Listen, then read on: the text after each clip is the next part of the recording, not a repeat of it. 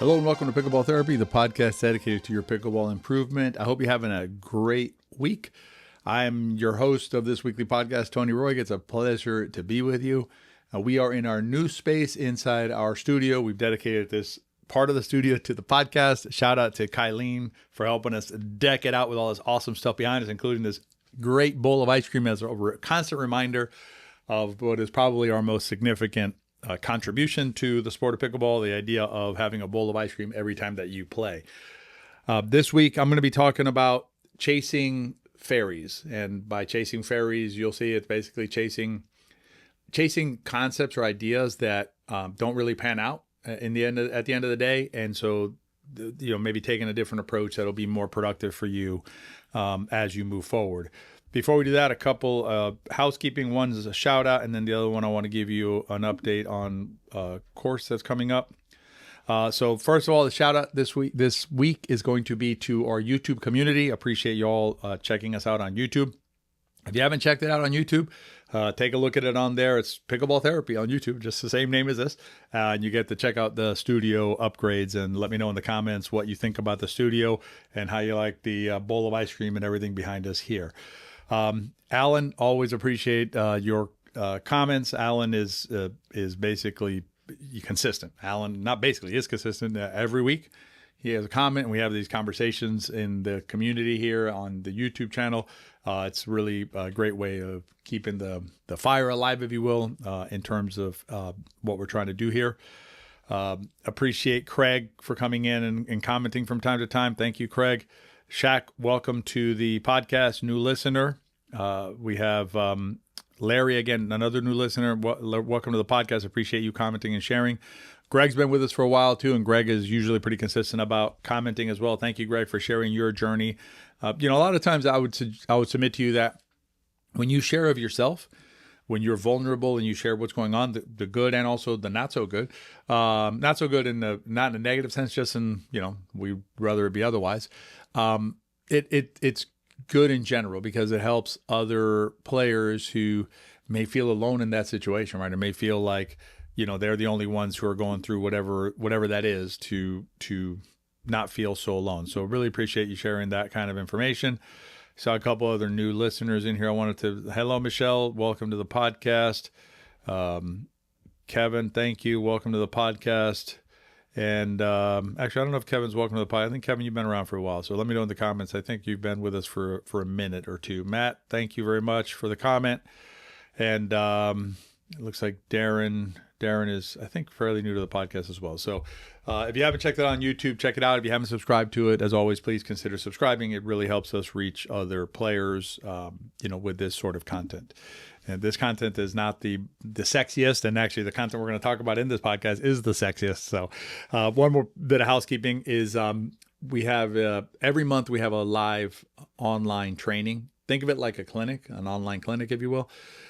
It's live. We come into the Strategy Lab studio here. We have a state-of-the-art studio. It's without equal in our sport. We come in here. We break down some game tape. We look at different concepts. We answer some questions. It's just a really good way of learning pickleball. And when you think about learning pickleball, the most efficient use of my time with you as a player is for me to transfer knowledge to you. And I think as players, sometimes we get lost in the idea of hitting balls, which is nothing wrong with that, right? Being on court, and you need to be on court to learn pickleball. Nothing could be further from the truth. In fact, it's been really nice to see some other coaches chime in on this recently out there in the social media ecosystem, talking about how, our job as coaches is to transmit knowledge to you. We've been doing this for a long time, transmitting knowledge through words. Sometimes we'll get pushback by players who are saying, you're talking too much. Folks, I don't know. This is how we're designed to communicate, other than non-verbally. But words are important because they allow me to communicate with you. So anyway, so the online clinic is a really interesting way to learn more about pickleball. It's a very comfortable environment to learn, and also because when you're off court, you get to really focus on the thing. When you're on court, you're worried about doing the thing, right? And those are two different things going on, two different mindsets. So anyway, I'll put a link in the show notes, and you can check out one of the one of the online trainings. If you want to, the next one, the one in June, is going to be about dinks. We're going to go deep in dinks. All right, so let's talk about this idea of chasing fairies and what we're talking about here. So, when you're young, you have this idea of like the tooth fairy and Santa Claus and things like that, right? And that's perfectly fine, right? To be young and think about those things. But as we get older, I think we still have some of those. We still have a little bit of carryover with that. And what happens is specific to pickleball is we start chasing these ideas that are deemed to be like sacrosanct or deemed to be like the way we're supposed to do stuff without understanding the why. And then if we don't understand the why, then it first of all, I would submit to you, it's not as fulfilling for you as a player, because the more you understand the why, the more you're in the know, right? And the more you're making decisions for yourself. And the other thing is, oftentimes, if you don't know the why, you end up chasing a fairy that's not there. Like a pot of gold at the end of a rainbow doesn't exist. It appears to be a thing. It's not a thing. And a couple examples that come to mind are, one is I heard this from a good friend and player here locally who she's got the pulse on what's going on out there with pickleball and what players are doing and hearing and all that. And we were just talking about the game and about, I was talking about the same thing I mentioned about the dinks. I was telling her that what I was seeing is we've advocated flat dinking forever, right? Basically, not saying you can spin your dinks. I sometimes spin my dinks. It's fine. But flat dinking is a great way of dinking if you don't have consistency with your dinks. And you can do a lot of lifting with flat dinks. And what we've been seeing is the pros have migrated in that direction. You're seeing more flat dinks from the pros because the pros are realizing that they don't need to add the extra chance of error from spinning the ball oftentimes in their dinks, right? They can just flat dink it into a spot. What's called sometimes a neutral dink, sometimes called a dead dink. They will hit those all the time. And so anyway, so we were talking about that. And then my friend said, yeah, because, all the players want to spin it. And then she said, topspin, underspin. And then she threw in side spin. I was like, side spin? So I had to stop her. I'm like, did I hear you correctly? Side spinning dinks now is a thing? And that's a fairy, folks. That's like, I can't think of a reason why you'd want to side spin a dink, and not even the pros side spin their dinks because there's no advantage to it. But I will tell you this, that kind of spin will definitely increase your error rate for no gain. So that's an example of a fairy, right? It's something that we hear about and we chase. Another example of a fairy is forehand in the middle, right? Forehand in the middle doesn't work. I'll give you one quick takeaway here. If you want to see the full breakdown, it's on the Into Pickle channel on YouTube. Just type in Into Pickle, IN2 Pickle, forehand in the middle. You should come across the video.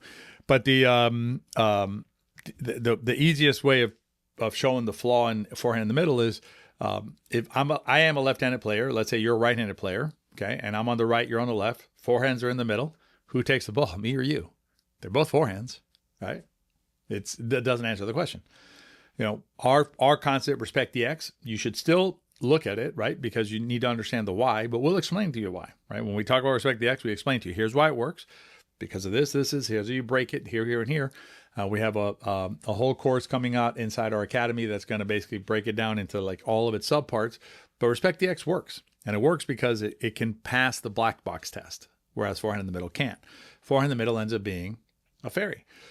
And the same thing, I heard recently about this, a conversation about third shot drop, third shot drive, fifth shot drop. And the conversation basically went something like this, so what happened was back in the day, it was third shot drop. You drop the third. That's why it has the name third shot drop, right? That was the strategy. And then pros started doing a third shot drive, fifth shot drop. Now, there's a reason why they did that. I'll explain in a second. But that became a strategy that the pros started using. But what happened was when the pros started doing it, amateurs started saying, okay, I need to third shot drive, fifth shot drop. Now, they were doing that oftentimes without considering the reason to do a third shot drive, fifth shot drop. They were just doing it. Doing it like that is just a fairy, basically, because it doesn't have any substance to it. It's just following a thing, right? I don't know why I'm doing it, but I'm doing it because that's what I heard. And then the folks that I heard talking about this were talking about then like the game's evolving to like now they're driving on the 7th, driving on the 9th, what's going on. And so it becomes very confusing because as soon as the pros do something, then the amateur ranks are like going, wait a minute, they're doing that. I don't understand why they're doing that. So I guess I got to start doing that. And everybody starts chasing it. And what happens is, going back to the third shot drive, fifth shot drop, is let's assume that you were a player at the time who had a great third shot drop and you could still third shot drop very well, right? And it was working for you. But all of a sudden it becomes third shot drive, fifth shot drop.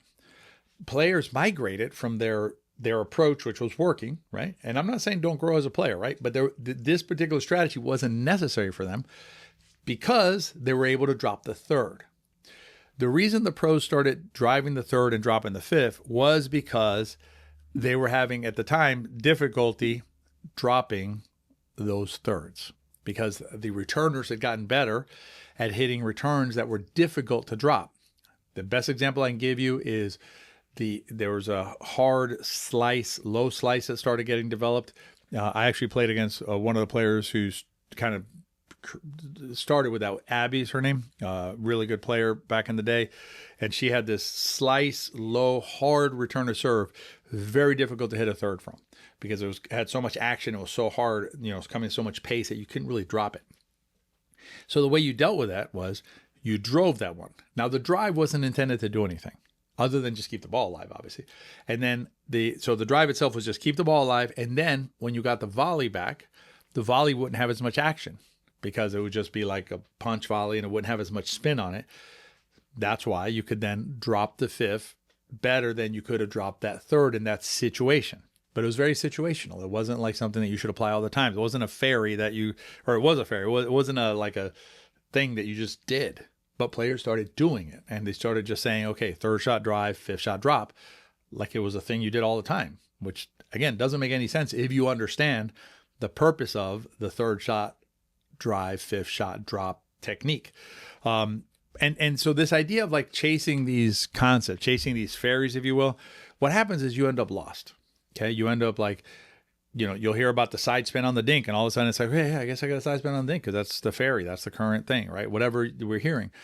And what I would suggest to you is when you are presented with this type of information, pause and ask yourself, why am I doing this?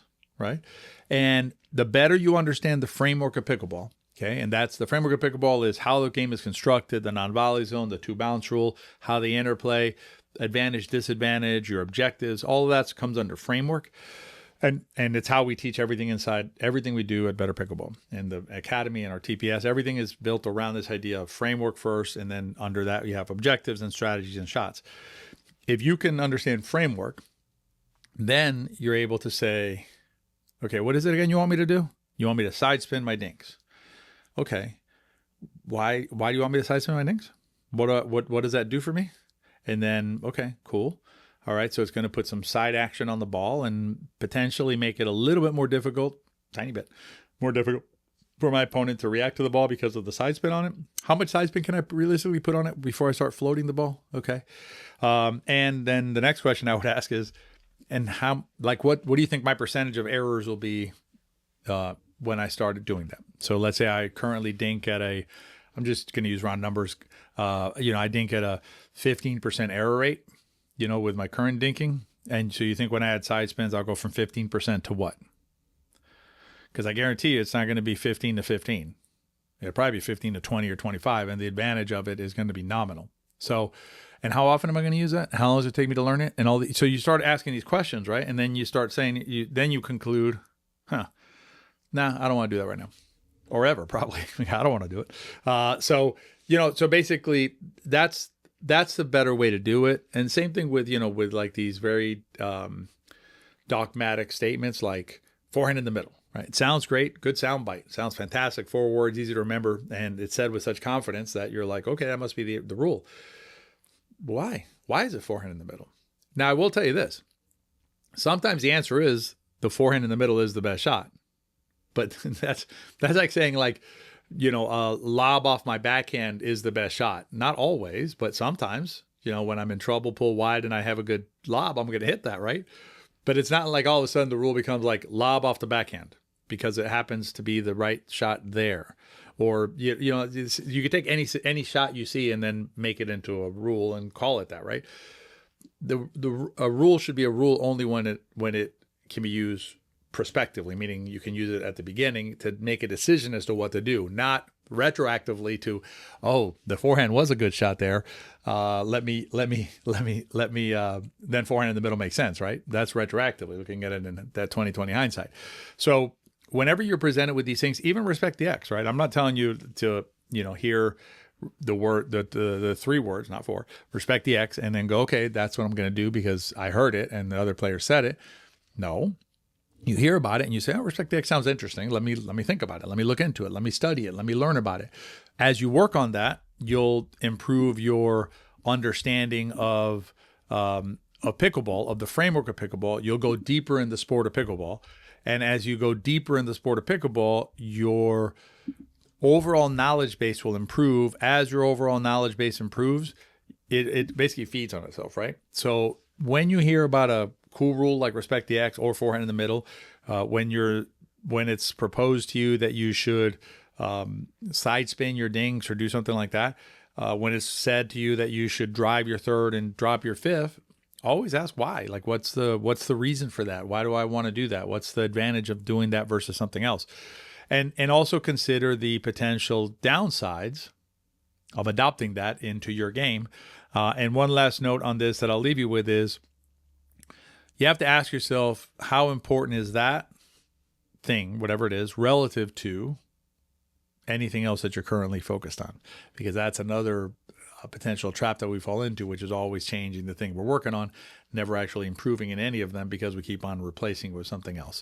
That's a podcast for another day. I believe we already did an episode on that, but I'll hit it another day because it's such an important concept of just sticking to whatever it is that is your highest priority at the time and not just chasing the latest side spin dink thing you hear on TikTok or YouTube or wherever it is that you're getting this kind of information from. So anyway, so that's this week's podcast. I hope you enjoyed the idea of, being mindful of your journey, of asking questions about things that sound too simple to be true. And the better you understand those, the better you continue to grow, the easier it'll become to filter out this information in the future. If you're interested in checking out our online clinic, whether it's this month, next month, whenever works for you, please join us for one of these online clinics. I think you'll really enjoy it. When we have sometimes between 40 and 100 players come into these, and they all have a good time. We let you all have some time to work through some problems together. It's a really interesting experience and a great way to learn the sport of pickleball and meet other players who, like you, are keenly interested in their pickleball improvement and in continuing to grow in this wonderful sport that we all love. If you have a minute to rate and review the podcast, really appreciate that on whatever platform you're listening to. If you're on YouTube, make sure you like and subscribe if you can. And as always, please consider sharing this podcast with your friends, because if you enjoyed the podcast, they probably will too. If any of your friends tells you, side spin your dinks, send them a copy, send them a link to this podcast so they can hear maybe why not to do that. I hope you have a great week, and I look forward to seeing you on the next episode of Pickleball Therapy. Be well.